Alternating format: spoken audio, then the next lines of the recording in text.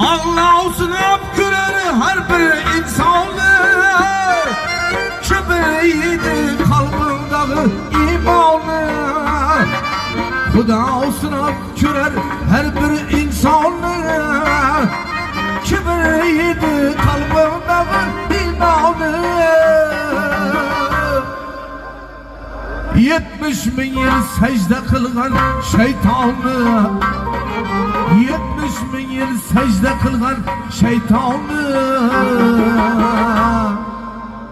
Cennetten kovdular ahir derdeder.